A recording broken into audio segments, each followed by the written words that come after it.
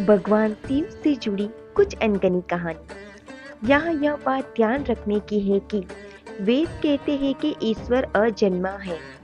यहाँ हम ईश्वर की बात नहीं करेंगे, देवों के देव महादेव की बात करेंगे, जो सबसे ज्यादा ईश्वर तुल्य है।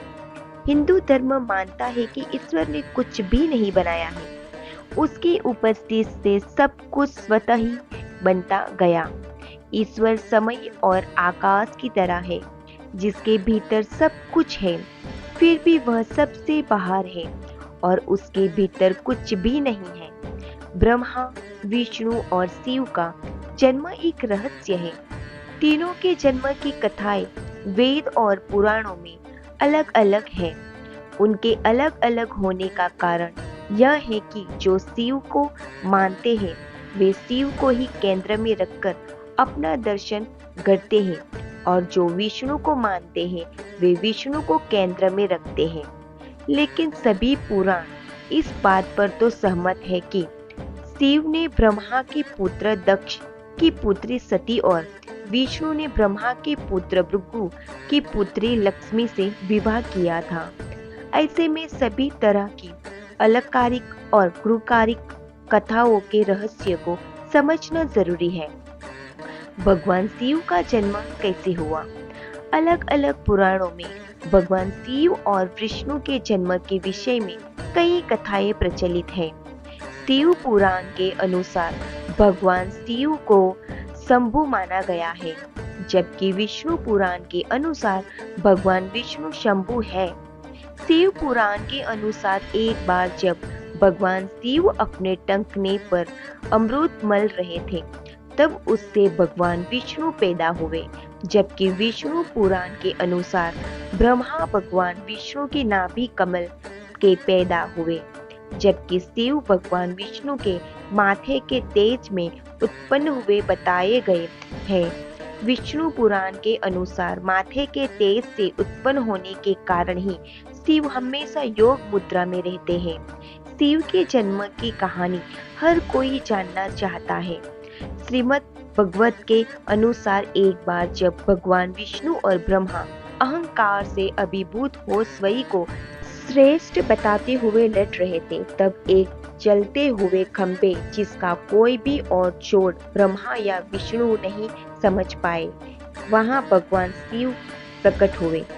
शिव का बाल रूप। यदि किसी का बचपन है तो निश्चित ही जन्म भी होगा और अंत भी।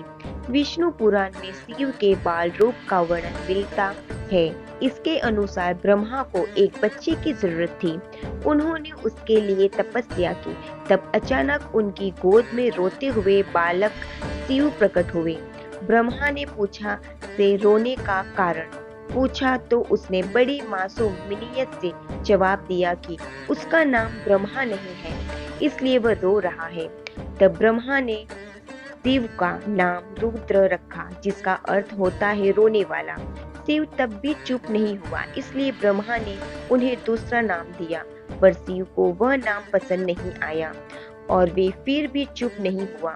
इस तरह शिव को चुप कराने के लिए ब्रह्मा ने 8 नाम दिए और शिव का 8 नाम रुद्र, सर्वभाव, उग्र, भीम, पशुपति, इंसान और महादेव से जाने गए। शिव पुराण के अनुसार ये नाम पृथ्वी पर लिखे गए थे।